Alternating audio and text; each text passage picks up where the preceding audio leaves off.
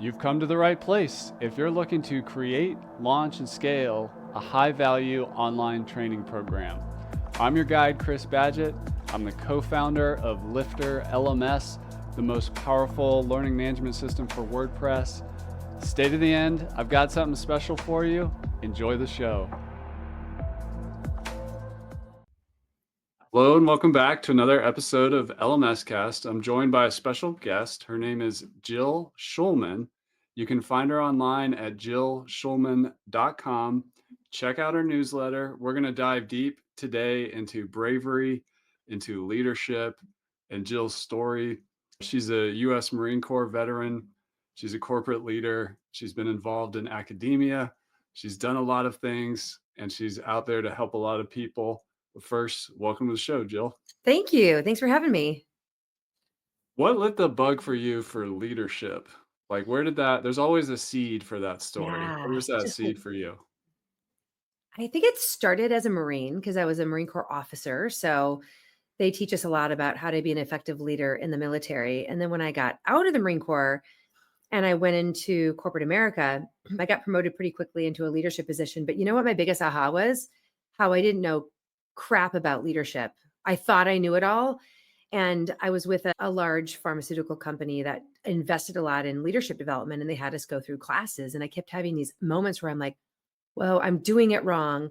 So what I learned about leadership is just that leadership just isn't something you're naturally born with. It's a skill that's learnable and practicable. And you got to be like open. You got to work on your craft. Like your job as a leader is to not do the thing, not to deliver results. Your job is to now take care of the people or lead the people who are driving results. So it's about leading human beings who are complex with emotions and skills and all that stuff. And so as I was going through a lot of those leadership classes for myself, I had these, I always call them, oh crap moments. Oh crap, like I'm doing it wrong. And it made such a profound impact on my development. And then I thought I was a good leader, but then I realized I wasn't a great leader. And then I learned all these things. And I think I became a much better leader, or I wouldn't say great leader, but I kept learning and getting better and better as a leader. And that ended up leading to my decision to dedicate my career to like leadership development to create these aha moments. That's awesome. Yeah, leadership is really it's like a lifelong journey. You never arrive. It just keeps going. It's a So skill with no bottom. You have a book coming out in the summer of 2025, The mhm. Science of Bravery. Yeah. And I know it takes bravery to be in the Marine Corps. It takes bravery to be a leader, but tell us about the big ideas and inspiration for the book. Yeah. So the inspiration from the book really came when I went back to school to study the science of happiness and well-being. So positive psychology is the study of how can you elevate happiness and well-being to live your best life. And believe it or not, there's a scientific study of it. There's all the science behind that. I went back to school because I was really curious about how positive psychology can really help organizations because I was in the organizational space. And what I discovered as I learned, and then I decided what I was going to do my capstone on, which is like your own little research project at the end of a master's program, is I was really interested in how bravery, which is defined as not eliminating fear. It's not becoming fearless. That's not what bravery is. And people think that, oh, to be brave, you're just fearless. You're not afraid of anything. Like, actually, that would be the opposite. If you're not afraid of anything, then you're not brave, because bravery is taking action despite fear toward things that align with your values or things that you really want intrinsically. Right. And so I started taking a deep dive into that research and found that so many people, they end up living sometimes a life of regret, or they don't accomplish what they want because fear holds them back. So this is something that is so common out there. And I'm like, whoa, like if people are letting fear hold them back and they want to be braver, and there is research that says that bravery is one of the top two strengths that people want to increase based on the research from Ryan Nemick from the VIA Strengths organization. But people just don't know how. So I took a deep dive into the science of it. And what emerged is there are evidence-based things that you can do to build bravery. And a lot of people think like either you're brave or you're not, but you can build the skill of bravery just like you can build any other skill, or I call it like a muscle, right? And when you do, here's the exciting thing. This is what I get really excited about is when you do, like your self-confidence increases, your self-belief, and you feel like, wow, I did that. So it has a profound impact, not only on people's success in business, which is important, but what's really even more important is your overall happiness and well-being. And there's all the evidence to back it up. And there's not a lot out there on teaching people how to be brave. So I feel like there's a gap. There's kind of a gap in what people are teaching to organizations or out there. There's a lot of people that are out there. They're motivational speakers. Like, look at me. I was really brave and just go out there and do it. Rawr. And it's really inspiring and it's really entertaining. But then you leave there and you're like, you don't do anything differently because we don't have the evidence-based strategies. So I'm part academic geek because everything I do is scientific based. So I've got all the research behind it. But then I find that my message is very motivating for people because I help them realize what's holding them back from getting what they really want. So I'm on now a mission. So the book is going to be on that, written as a parable. So it's like entertaining. And I feel like stories make things stick. But I feel like this is what I'm called to do is to help people understand the science and apply it so they can avoid a life of regret. One of the big challenges in the education entrepreneur space, people teaching online and starting coaching companies and things, is imposter syndrome. How would you apply this Mm. science of bravery to that fear of failure, fear of being on stage, even fear of success? Yeah. Yeah. Great question. So one of the three dimensions that are in my book, in my research, is on what I call brave mindset. But let's dive into that because what you're talking about in terms of imposter syndrome is that people feel like I'm not good enough. I'm in this position, but maybe I'm not someone people should be listening to. They don't feel like they deserve to be there. So I want to just expand instead of just imposter syndrome. What happens when people just don't believe that they can do hard things or that they're going to be successful? What if their mindset isn't supporting their success? Under brave mindset, there's 4 different skills that I teach. Everything I do is very practical. I'm not going to just be up in the clouds talking about just believe that you can. That doesn't work. That doesn't work. We need to give people like tangible evidence-based strategies to do this. So the 4 that I teach, the first one is growth mindset, which everyone's heard about. It's Carol Dweck's work, but it absolutely makes an impact. So I teach the power of yet. Like no one is going to come to my online program to listen to me teach yet. So just using that word like, I'm just not a runner. I could never speak in front of 500 people on a stage yet. So using that power of yet, it really, what it does, it opens the door of possibility and it makes people recognize that our skills and abilities are not fixed.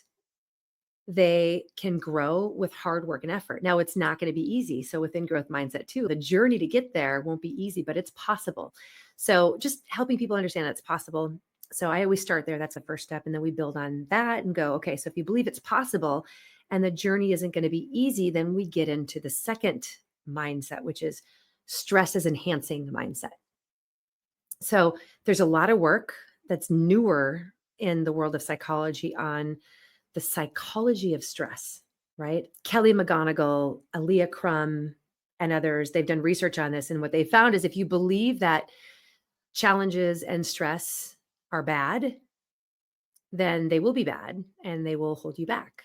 But if you believe that challenges make you stronger and stress is your body responding to perform at its best, you're literally how you appraise challenges and stress predicts your response to them psychologically and physiologically. And there's so much science. I could go on for probably 3 hours on just that. So things are possible through the power of yet. It's not going to be easy. There's going to be ups and downs, but when there's downs and challenges, it's learning. So now we're getting somewhere. And then we layer on top of that, and I won't go into these in much detail, but we get into optimism versus pessimism and how you can move from being pessimistic to optimistic. This is Dr. Marty Seligman from the University of Pennsylvania, all of his research on learned optimism. And that just in general, our emotions don't necessarily just happen to us. We have the power to generate the emotions that will best serve us, our families, our customers, our communities, the world. Like it just drives me crazy. Everyone's like, I'm just a victim. Like, I just feel sad today. So I'm just going to go sit in the corner and have a pity party. That's a choice, but you have the power to change your emotional state. You want to recognize the emotions you're feeling, be curious, name them, and then decide what type of emotion do I want to be experiencing today to support. That comes from Barbara Fredrickson and her book on positivity that she wrote. And then the last one is we talk about the voices in their heads. So if you have imposter syndrome, you're saying horrible things to yourself. You're saying you're a loser, you shouldn't be here. All these, if you're saying these things to yourself that are not helping you, we should probably try to change that. So then we get into how can you change the self-talk? And it's possible. And I always cite Ethan Kross's work on his book on shatter. He's got a brand new one called Shift, but his book on shatter really. So then I teach a couple of those strategies. So though all those things together, if we can just change like our mindset in those 4 ways, you are going to be like off to the races. It starts with mindset. If you believe that you can't, then you're right. If you believe that you can, you're right. So those are some evidence-based strategies that I use with my clients to help them with that. Or specific context of where, let's say somebody's not becoming a new leader, but let's say they were leading strongly in their career or whatever, but then they had some setbacks. Maybe they got a divorce, maybe they had a business partnership breakup, maybe their business isn't growing like it used to. How do you like get somebody back on track? And I'm guessing it's the same strategies, but any Mhm. particular nuanced advice for the leader who Yeah. lost their way? So in that case, I would go to that's more of a when adversity strikes, sometimes our natural reaction is everything is ruined. I'm not going to be able to change it. And it's all me. So, what you're describing is a pessimistic explanatory style. When things happen to us, we explain it to ourselves. And this is happening in our head. So, if we just say the sky is falling, everything is ruined, it's never going to change, that is pessimism. And that is not helpful. So we need to get into a optimistic mindset. Optimism does not mean Pollyanna. If I just pretend everything's okay, it's going to be okay. No, that is not it. We need to be realists. This really sucks. Right? This divorce, I never saw it coming, or this partnership breaking up. So we need to be real and go, what is going on? Right? Let's recognize the adversity that strikes or the thing that's going on that's really hard. But then we need to look to the future and be optimistic about our ability to overcome it to be able to have a better future. And Marty Seligman has this like ABCDE like model. And I don't remember it off the top of my head, which I should because I studied under Marty Seligman. But the way I simplify it is he just says you basically almost have to argue with yourself and say, if you say like everything is ruined, is everything really ruined? No, this isn't everything. It's actually isolated. This is one thing. And I have the skills and abilities where I can overcome this. He's got this formula, this ABCDE. And if anyone were to Google it, like Marty Seligman, learned optimism, like his ABCDE model, it's these 5 steps to change your viewpoint in terms of everything's ruined. I'm not going to be able to do anything to ever change it to saying this really sucks. But I am optimistic that I can overcome this in order to be able to have a great life or get my business back on track. If you believe it's possible, then what happens? Chris, if you believe that there's nothing you can do and everything's ruined, then what action are you going to take? Much. You're not going to take it. You're going to go sit in the corner and cry. You're going to go to the bar and drink, but you're not going to take any action that's going to help you. But if you believe that it's possible that we can overcome this, right? And to have a better future, that causes people to take action. So the reason why pessimistic to optimistic from a psychology perspective is people who have optimism, even though it's really hard, will take action. People who are pessimistic don't do anything. So we just need to be able to get back in the optimism. Like, again, it really sucks. This is not very good, but I'm optimistic. There's things I can do. And then it allows us to start taking action. Part of the education entrepreneur goal is to do what you're doing, which is to take your life experience, your career, your things you learned in school, and put it all together into a body of work like you've done with this book.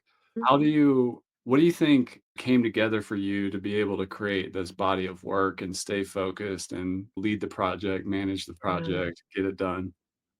Yeah, I'm speaking outside of my expertise because I know a lot about leadership, psychology, science of bravery. Now I'm just telling you like my experience here. I don't know, for me, I just was so interested in this and it was fascinating to me and it seemed like there was a need. So for me, it was like my passion project. So I don't know if it's the same for your audience out there, but they're probably super passionate about their coaching business and how they can help people or whatever they have on their platform to be able to help people with. So for me, it was just finding the thing that I'm really passionate about. And this is supported by the literature by Angela Duckworth. She writes grit. How are we going to have the grit to actually get this thing off the ground? And she says that then grit is the long-term passion and perseverance to achieve a long-term goal. And what she teaches is if it's not really meaningful, if you don't feel like it's a passion project, that's a calling, you're probably not going to have long-term like passion and perseverance to get through the rough stuff. So for me, it was like, I'm like, this is it. This sounds a little bit like pie in the sky, but I'm like, this is the impact I want to have in the world. I feel like I can. So I think I found that. And then as I started building it, Chris, I wrote the book, I wrote the first manuscript, and then I started realizing that there are so many other people that tell a similar message. And I'm like, oh, I thought it was all original. Right. And I went through this little, oh gosh, did I pick the wrong thing? But then I came to this aha moment, which is if I really believe in teaching the science of bravery so that people can really overcome their fears and get what they want, if there's more people other than me sharing this, that's good for humanity in the world. I like use the analogy of if anyone goes to church and they have any type of faith, whatever, like there's not just one pastor, like there's lots of pastors preaching the same word and that makes the world better. So I just have to realize like now I connect with and try to elevate their platform. They elevate me because like we all like, I believe in an abundance mindset. So I think I went from like kind of scarcity. Oh my gosh, I want to be the only one of going, no, we need as many people as possible talking about this because there's a lot of people that let fear hold them back. So I can't do it on my own. This episode of LMS Cast is brought to you by Pop-Up Maker, the most powerful, trusted pop-up solution for WordPress. Whether you're selling online courses or memberships, Pop-Up Maker helps you grow your email list, boost sales conversions, and engage your visitors with highly customizable pop-ups.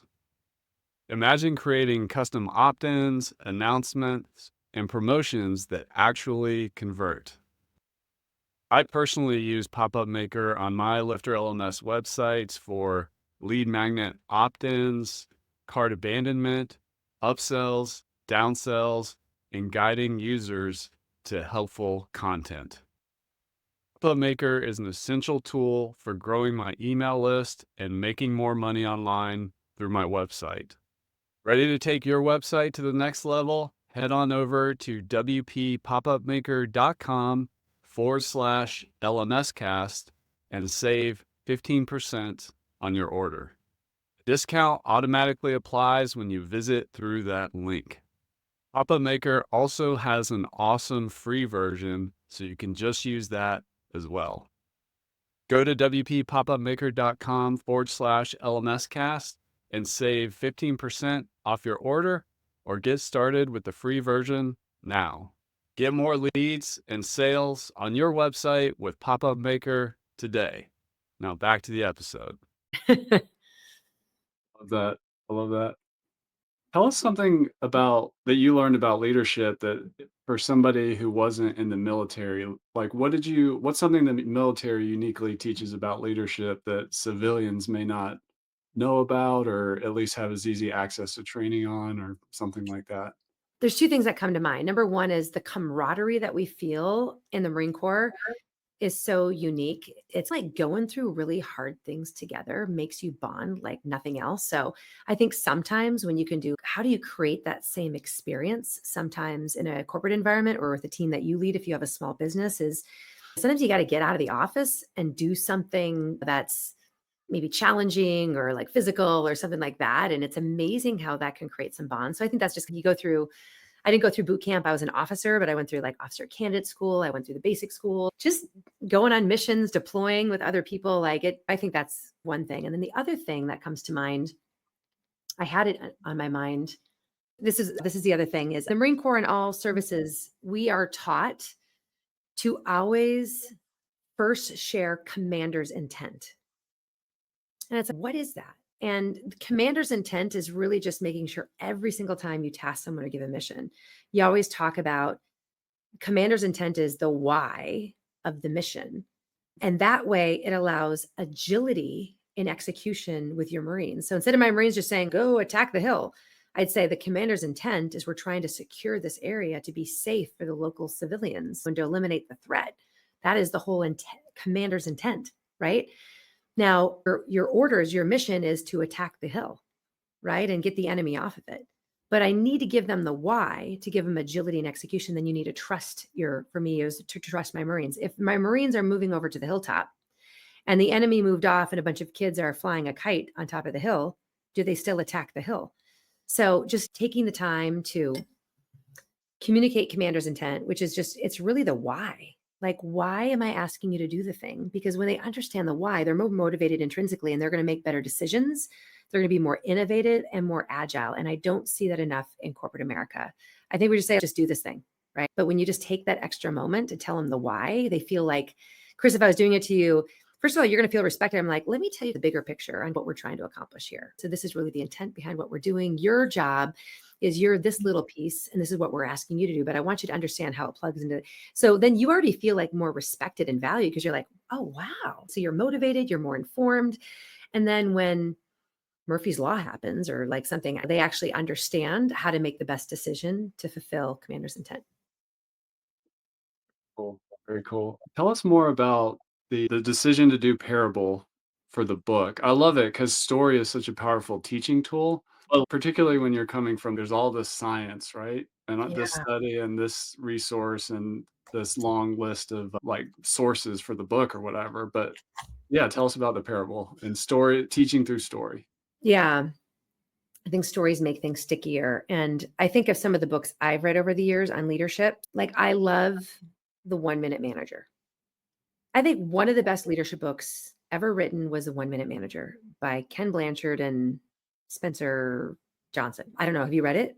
I have read it. You have It's read it. been a while. Yeah. It's been a while, but it literally teaches you the basics of how to be a good leader. And it's a story.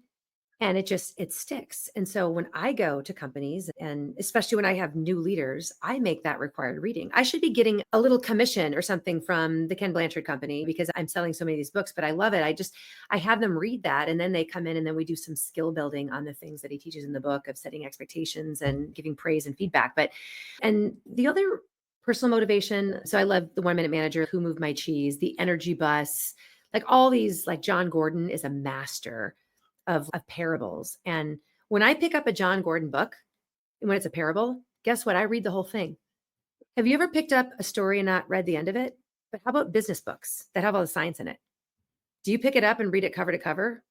I don't. And I know that's going to happen. So in my parable, I'm sharing all the evidence-based strategies. And then I say in the beginning author's note, like all the science is in the back. But I think if I present it as a story, more people are going to read it. They're going to read it to the end and it's going to stick.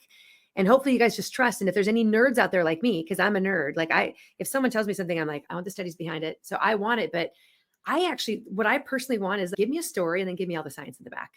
But don't make it boring. Don't make it a boring book. And because I'm not going to read the whole thing. So I don't know. I followed the model. I followed the lead of Ken Blanchard and John Gordon. And I don't know, fingers crossed. This is my first book, so I hope it's successful. Modeling is a part of leadership, right? You got to model the leaders you love and admire and respect. Exactly. Exactly. And you know what? The fact that you just said that, when you look at the science of bravery, I've got 3 different dimensions that I teach in my book and my speaking and all that. And one of them is what I call brave relationships. So find people who have done the thing that you want to do that you're a little bit scared of. For me, like writing a book. And then surround yourself with people that have done it successfully, or maybe find 2 or 3 people that you can approach and ask for their help and their advice. Don't just feel like you've got to do things on your own. And this might be the opposite of what you think bravery. I could just figure it out on my own. And I'm just like, oh, I'm like, that is people being scared to be vulnerable. So a couple of brave things is it takes a little bit of bravery to walk up to someone that you're a little intimidated by because they wrote a book, but go up and ask, right? I used to lead sales. So I'm like, you just got to go up and ask, right? So go up and ask, and you'll be surprised at how many people will help. And then you need to also be vulnerable and say, I don't really know how to market a book. Like, you did so well. Can you give me some pointers? So being brave is admitting when you have questions, you need advice, you need support, and asking for help. It's a lot of literature on the science of social support.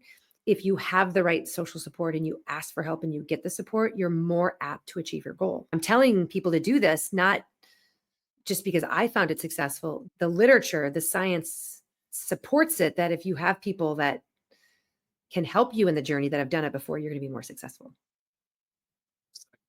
It's like the camaraderie in the military, but there's also the Yeah, community of elders and things like that. exactly. Exactly. Yeah, totally. Tell us, sometimes a point of view builds off of mistakes or outdated things, perhaps. I'm trying to keep it positive, but what do you think of are some like common leadership or bravery ideas that are not quite functional, that don't really work, but are accepted in society? That your work perhaps challenges or charts a Yeah. different path? Yeah. The biggest one that comes to mind is the misnomer that we should desire a life of comfort to be the happiest and have the most fulfilled life. People think that the key to happiness is I don't want any challenges in life, I don't want any adversity, and I just want to be comfortable. Wouldn't it be great if I just won $1 million and could go on vacation every week? And we think that's what would make you happy. That is not what will make people happy. There's even studies of people that win the lottery, and of course they're elated for a while because all that stuff they get to buy makes them but within a year their level of happiness measured as subjective well-being is at the exact same level it was a year before. So getting things handed to you doesn't. So the misnomer that I want to avoid adversity or I want to seek the comfortable path to make me happy, that is not true. And I'm on a mission to change that. I want people to realize that because there's when adversity strikes or when we experience challenges, it can happen different ways. Sometimes they happen to us. And when they happen to us, we got to deal with them. And a lot of people call that resilience, right? I can help people with resilience, but I don't want to just help people like get back up when they're knocked down. I want people to go after. I want you to seek discomfort, seek adversity and challenges, but the meaningful kind, right? What do you really want to do? What do you want to achieve? And that you're a little bit scared of. And for me, it was writing a book, getting on all these live podcasts, right? Getting on big stages. These are the things that I'm like, it's a little scary, right? But when it comes to this misnomer that comfort leads to happiness, it is not true. And I can prove it scientifically. And what I want people to realize is that seeking challenges that will have sometimes a rocky road will lead to the highest levels of success, happiness, and well-being. But it sounds counterintuitive, right? You're like, That is. wait, I'm supposed to do like the hard thing? Yeah, I want you to do that. I want you to be uncomfortable. Like in the Marine Corps, we have two little phrases from the military. You might have heard these. So in the Marine Corps, we say pain is weakness leaving the body. We have it tattooed on our bodies. That actually, I don't have any tattoos, but a lot of my fellow Marines did, or we have it on t-shirts. That pain is weakness leaving the body. So not necessarily physical pain, but discomfort in terms of doing things we haven't done before. So discomfort is weakness leaving the body, making you stronger, more confident. And then I have a lot of friends who are Navy SEALs and they just say, embrace the suck, embrace the suck. But it's not just like, even if you look at the Stoics, ancient Greek philosophers, they knew this to be true, right? They say the obstacle is the way. The reason why, things are difficult. What's the quote? I'm trying to think of the quote, but there's a quote, but I believe by Marcus Aurelius that says, the reason why things are hard is not because things were easy. It's because things were too easy. Things are now difficult. So I totally botched that one. You have to look it up and put it in the show notes, but we have known these universal truths for a long time, even when religious text, and there's stories about this over and over again, but in today's day and age in 2025, we're getting a little soft. Technology's advanced so much that everything is so easy. So I think the pendulum is swinging a little too more like comfort and just take more self-care days. If you take a self-care day 6 days in a row, you are lazy. You are not doing the right thing for yourself. You want to take care of yourself, set a challenging goal, and get the hell out of bed and get to work. That is the real self-care. So I just want to right the ship here because we're getting a little too soft. A word for that set is fun comfortable is one I've heard before. So Comfortable. I have I not heard that before. I love that. let's double click a little bit more on stress. I love the analogy of there's the comfort zone, the stretch zone, which is where you get fun comfortable, but then there's like the panic zone where Yeah. you can go there, but maybe don't spend too much time up there. You might get some long-term negative impacts. But tell us about how to lead and use bravery through stress, particularly leaders. Most of the ones I know, like they have higher than average stress loads. And I know a lot of it's self-inflicted and mindset, but how do we better manage stress? You started off talking about the 3 zones, so I completely agree with that. Like, we want the right amount of stress. I wanna cite the original researchers that looked at the relationship between performance and stress, and that's Dr. Yerkes and Dotson, who originally published it in 1908. So let's give credit to the original researchers. But what they found is that when there's not enough stress, it leads to boredom and complacency. So we don't want to stay in the comfort zone, even though it feels very alluring to stay in there. So if unless you want a low level of performance and complacency, and actually that can lead to things like depression because you just don't feel like if you want to stay there, I don't think anyone wants to stay there, right? So too little stress is bad for you, bad for your professional well-being, bad for your happiness and well-being. So we don't want to be in the comfort zone too long.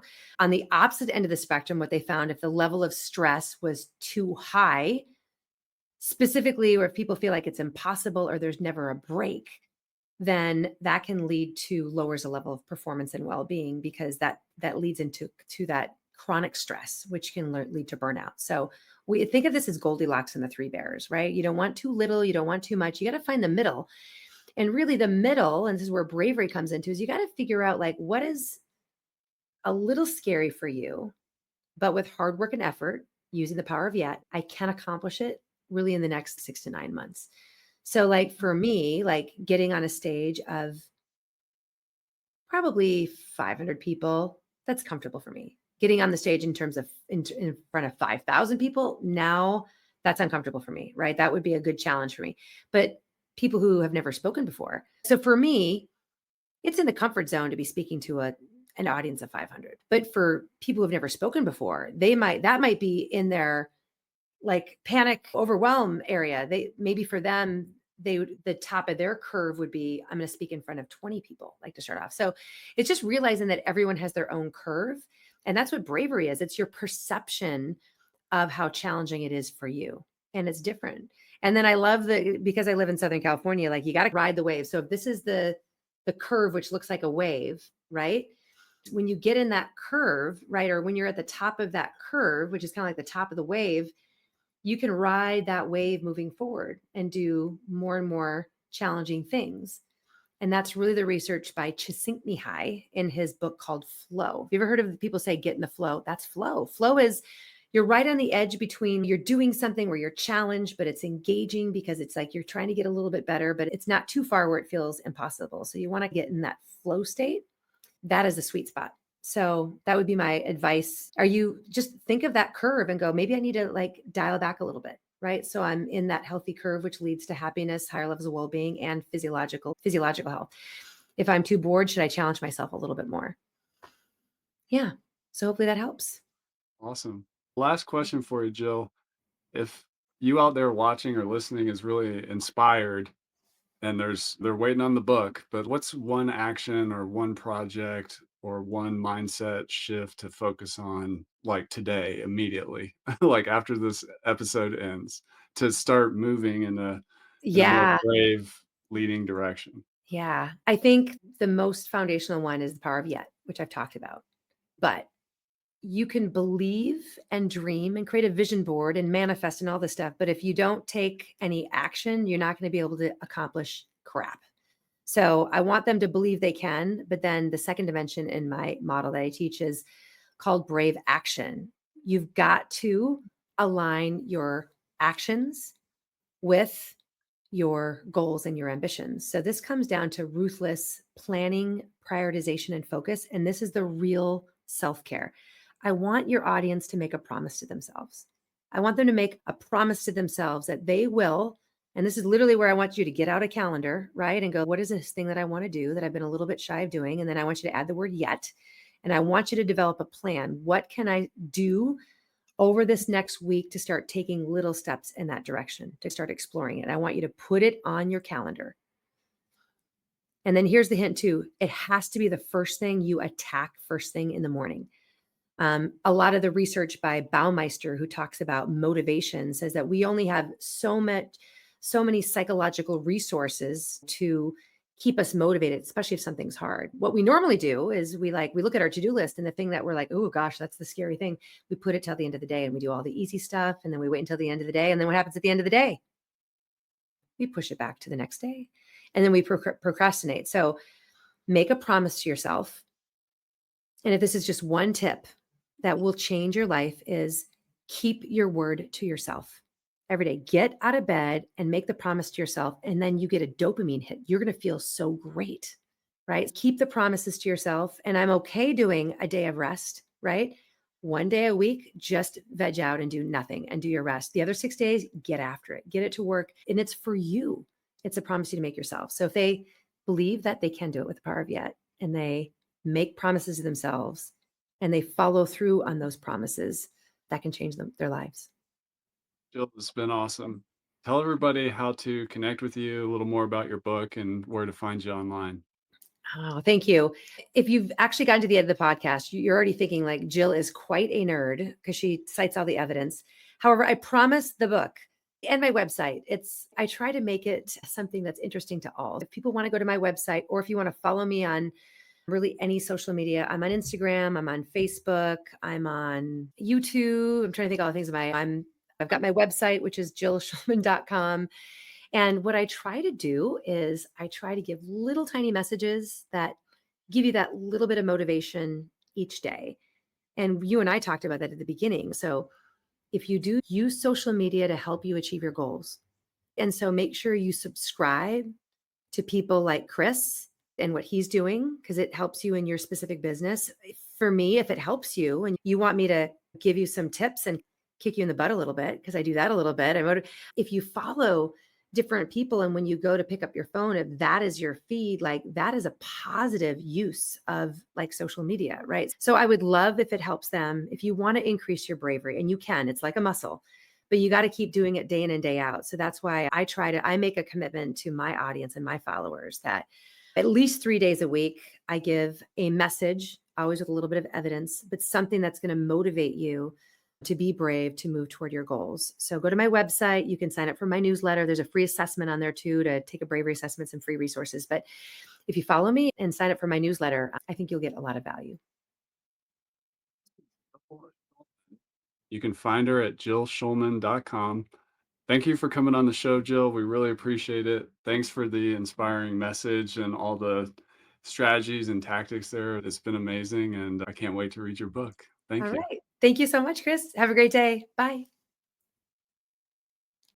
And that's a wrap for this episode of LMS Cast. Did you enjoy that episode? Tell your friends and be sure to subscribe so you don't miss the next episode. And I've got a gift for you over at LifterLMS.com/gift. Go to LifterLMS.com/gift. Keep learning, keep taking action, and I'll see you in the next episode.